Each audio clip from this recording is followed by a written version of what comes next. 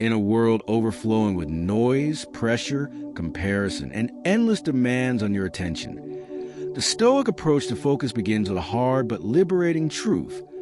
Most of what consumes your mental energy does not deserve it, and most of what you worry about is neither necessary nor within your control. Yet modern life trains you to scatter your attention everywhere at once, convincing you that being concerned about everything is a sign of responsibility, when in reality, it is a quiet form of self-destruction, because the human mind was never designed to carry the weight of the entire world. And Stoicism exists precisely to teach you how to put that weight down. The Stoics understood that worry is not intelligence and anxiety is not preparation, but rather misdirected attention.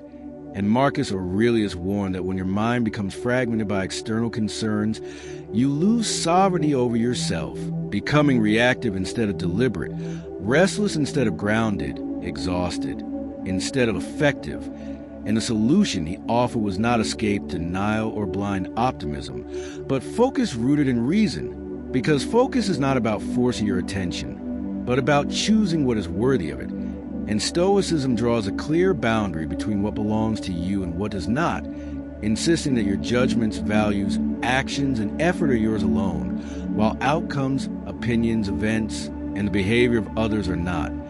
And the moment you confuse these categories, worry floods in like water through a broken dam, because you begin trying to control what cannot be controlled while neglecting what actually can be shaped. And this is why most people feel overwhelmed despite doing so much. They are investing attention where it yields no return. Stoic focus therefore begins with subtraction, not addition, stripping away unnecessary concerns until only the essential remains, asking relentlessly, is this within my control? And if the answer is no, then the Stoic releases it without bitterness, not because it does not matter, but because worry about it serves no purpose. And if the answer is yes, then the Stoic replaces worry with action, because anxiety without action is useless suffering, and action without anxiety is clarity. And this distinction alone can transform a chaotic mind into a disciplined one. Seneca warned that people often mistake busyness for importance and noise for meaning, yet a focused life is often quieter, simpler, and calmer because it refuses to be dragged into every emotional disturbance and instead commits fully to the present task, the present duty, the present moment, knowing that anxiety lives in imagined futures and regret lives in imagined pasts, but focus lives only now. And the Stoic trains himself to return to this now repeatedly, not perfectly, but persistently, understanding that attention is a muscle strengthened through repetition. Modern distraction thrives on emotional reactivity, and worry feeds on uncertainty. But Stoicism teaches you to see uncertainty as neutral, not hostile, because uncertainty is simply reality unfolding beyond your control. And when you stop demanding certainty, you stop feeding fear, allow your attention to settle instead of scatter. Another source of endless worry is ego attachment, the desire for outcomes to validate your worth, approval to confirm your value, success to prove something to others. And Stoicism dismantles this fragile dependency by anchoring self-worth in character rather than results, reminding you that you're defined by how you act, not how things turn out. And when outcomes stop defining you, worry loses its grip, because you no longer see every challenge as a threat to your identity, but as an opportunity to practice virtue, patience, courage, and self-control. Stoic focus also demands discipline over inputs, because you cannot expect a calm mind while consuming chaos all day. And Marcus Aurelius warned that allowing every opinion, headline, and impulse into your mind is equivalent to leaving the gates of your city unguarded. So the Stoic becomes selective, limiting exposure to unnecessary negativity, meaningless comparison, and constant stimulation, understanding that not everything deserves attention, and not every thought deserves belief. And through the selectivity, the mind becomes clearer, stronger, and more stable. Worry, when examined closely, is often a refusal to accept reality as it is, a demand that life conform to personal expectations. Yet Stoicism teaches acceptance without passivity, urging you to work diligently on what you can influence while remaining emotionally neutral toward what you cannot. And this balance creates an internal stillness that no external chaos can disturb. To stop worrying about everything else is not to stop caring, but to care wisely, directing attention toward purpose instead of panic, effort instead of fear, and meaning instead of noise. Because a disciplined mind does not eliminate problems, but refuses to multiply them. And when focus becomes a way of being rather than a forced effort, life slows down internally even when it remains demanding externally, allowing you to move through pressure with composure, through uncertainty with steadiness, and through difficulty with quiet strength, grounded in the Stoic understanding that peace does not come from controlling the world, but from mastering where you place your attention.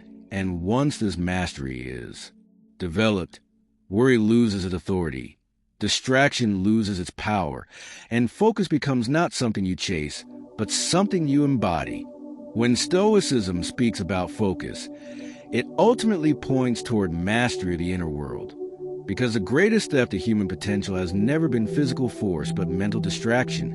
And once you understand this, you begin to see worry not as a personal flaw, but as a habit reinforced by a culture that profits from keeping your attention divided, fearful, and restless. Yet the Stoic refuses to live as a reactive creature pulled by every emotional current, choosing instead to become the architect of his inner life, recognizing that every moment of worry is a moment of life surrender to something that may never occur. And Marcus Aurelius insisted that if you want peace, you must first stop arguing with reality, because reality does not respond to anxiety, panic, or complaint. It responds only to action guided by reason. And this is why Stoic focus is inseparable from acceptance, not passive resignation, but a clear-eyed acknowledgement of what is, followed by disciplined engagement with what can be improved. Most people waste their energy fighting circumstances instead of refining their response to them, worrying about unfairness, timing, recognition, or imagined disasters. But the Stoic redirects this energy inward, asking not, why is this happening to me, but how should I act in this moment?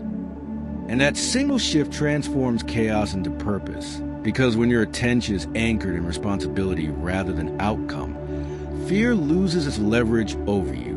Worry thrives when the mind attempts to live everywhere except where the body is, projecting itself into hypothetical futures filled with threat and uncertainty.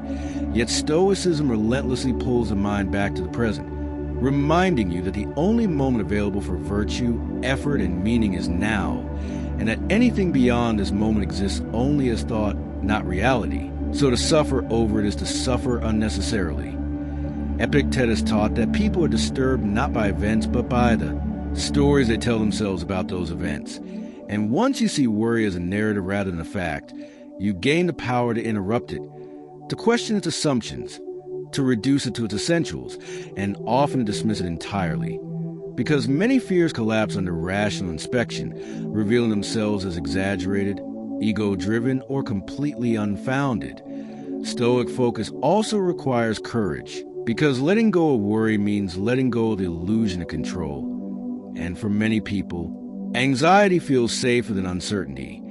Yet the Stoic understands that clinging to worry does not protect you. It only drains you, weakening your ability to respond effectively when challenges actually arrive. And this is why Stoicism trains you to rehearse hardship calmly through reason, not through panic, imagining difficulties only to prepare character, not to torment the mind. Another hidden source of distraction is comparison, the endless measuring of your progress against others, their success, their timelines, their recognition. And Stoicism dismantles this habit by reminding you that comparison is meaningless without shared values, and that your only true competition is with the person you were yesterday.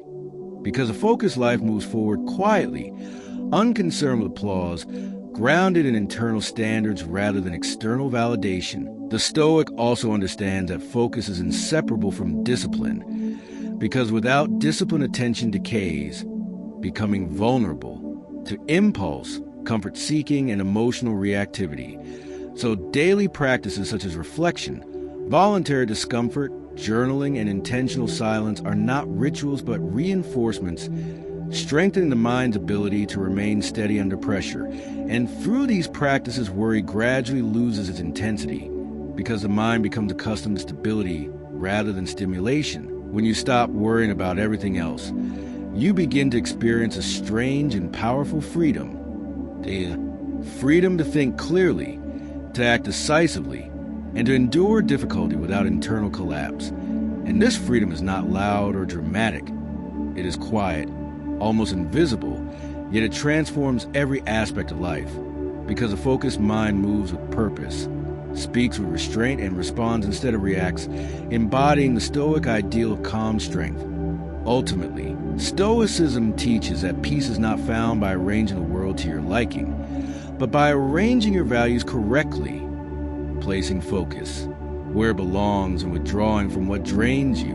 And once this alignment is achieved, worry no longer dominates your inner life, because you're no longer trying to live everywhere at once, no longer burdened by imagined futures or unnecessary fears, but fully present, grounded, and capable, understanding at last that to master focus is to master life itself.